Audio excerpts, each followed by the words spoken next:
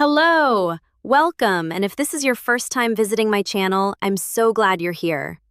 Today we're going to answer a question that I know has crossed your mind at least once. What hurts the most for someone who failed to appreciate you? When we talk about deep regret, we're talking about those people who once had an incredible opportunity standing right in front of them. We gave them our whole heart. We wanted a future with them. And yet, instead of cherishing what we offered, they took advantage. They gave us the bare minimum.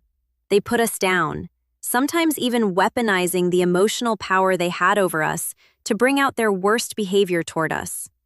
We gave everything and received nothing in return. That leaves a painful feeling inside, a voice that says, I know I deserve better, I've moved on, but there's still a part of me that wishes this person would one day look back and truly regret not valuing what they had. So you ask, what actually hurts a person like that? Can anything genuinely affect them? Let me be honest with you right away. When it comes to your emotional growth and healing, spending your energy plotting revenge works against you. The best justice is never planned. When you stop chasing someone else's downfall, life has a way of balancing things out on its own. Some call it karma, some call it divine justice. Whatever name you give it, the pieces tend to fall into place by themselves. And there are not one, but three specific things that genuinely hurt or bother someone who failed to appreciate you. What's interesting is that as you rebuild yourself and reconnect with your self-worth, these three things tend to happen naturally, without you even trying. In fact, you often don't even notice them occurring. Just recently, I was speaking with someone I had previously coached. We still keep in touch from time to time, and she called me completely thrown off. She had unexpectedly run into the person who had once treated her so poorly, and this person was visibly upset, offended, and wounded. She couldn't understand it. She told me, I never did anything wrong to this person. I never tried to hurt them.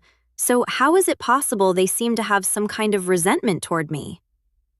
And I told her, you didn't do anything with the intention of hurting them, but you did do these three things we're about to discuss, and that's exactly why. The first thing that hurts someone who failed to value you is watching you start to value yourself. When you allow yourself to stay in a situation where someone consistently treats you poorly, it's not actually a reflection of how much you love that person. Painful as it is to hear, it reflects how little you've been loving yourself.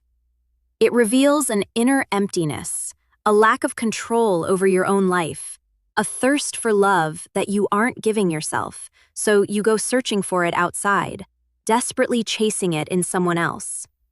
And of course, when a person sees that kind of neediness, it becomes very easy for them not to value you. Now, there's a difference between someone who doesn't value you but still behaves with basic decency and empathy, and someone who becomes drunk on that power and deliberately uses your vulnerability against you, treating you poorly and feeding you emotional scraps.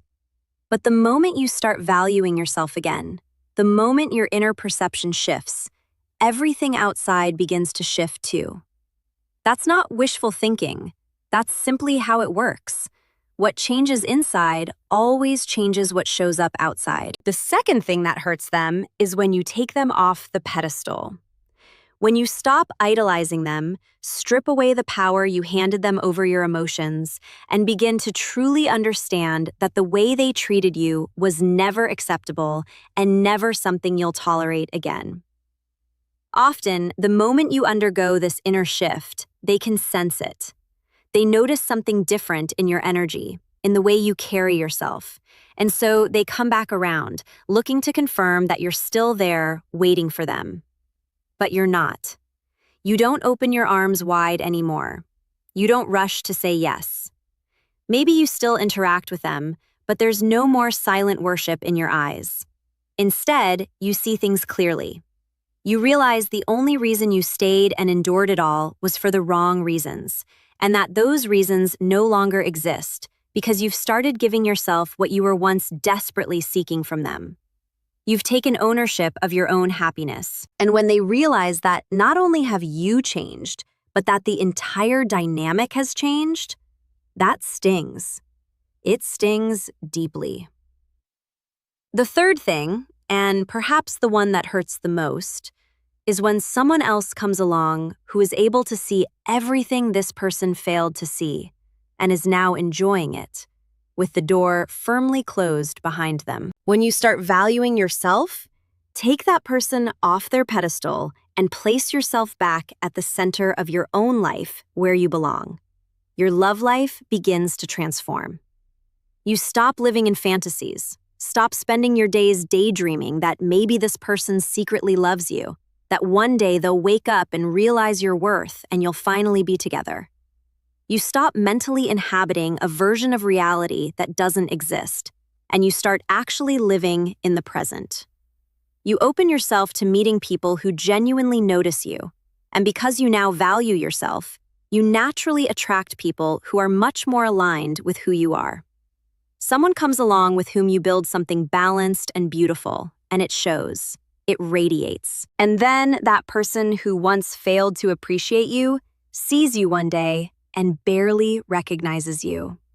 They think, "Look how happy, how alive this person is. What an incredible person. How did I not see it?" Perhaps they even try to reach out in some small, lukewarm way, because people like this are often too proud to fully admit they were wrong. Maybe they test the waters a little. But you don't react with excitement. You don't roll out the red carpet the way they were used to. You just carry on with your life. They tell themselves, maybe later you'll come back. Maybe in time you'll seek them out again. But then they realize you won't, because you found someone with whom you are genuinely happy. And watching that happiness from the outside crosses a line for them. The thought creeps in, that could have been me. That was supposed to be me. The one smiling in those photos, going on those trips, sharing life with someone truly worth it. And they feel angry about it. Not because you did anything to them, which, as I said, can seem almost absurd, but because you simply stopped accepting less than you deserve, and then you went and found more. These people somehow counted on you always being there, as if your devotion to them was unconditional and permanent. Seeing you move forward unsettles them. And above all, what truly bothers them is being forced to question their own choices and arrive at one painful conclusion. They had something genuinely wonderful, and they threw it away. So trust me, these are the three things. And as you can see, none of them require any plan or any revenge. You could actually sum all three up into one single truth. What hurts the person who failed to value you most is simply that you move on, that you take the reins of your life back, that you stop sacrificing your happiness for someone who never earned it, that you refuse to be miserable for anyone, that you go out and pursue your own joy. That is what hurts them most of all. I hope this brought you some clarity today. If you enjoyed this and you haven't subscribed to my channel yet, I'd love for you to join because I truly do value you, and I hope to see you again very soon. Sending you a huge hug.